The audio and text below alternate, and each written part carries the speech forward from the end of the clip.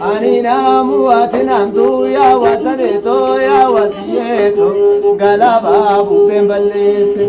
asiya duana ya du ya damama lo ya mulalo yulachu garajabese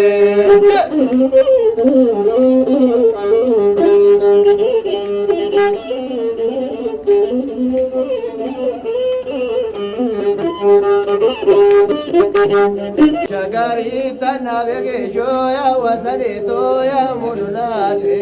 yonami mulujirate ergi budu natalake adamma malo ya mululate yonami lukujirate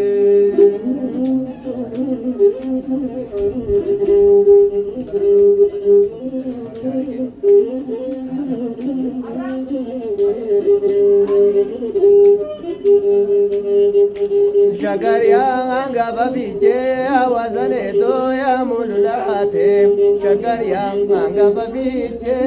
otombondi bagabate adamma malo ya mululate murmake shitto damiche dite ganda gandalata ya wazane toya mululate otongara fisijilche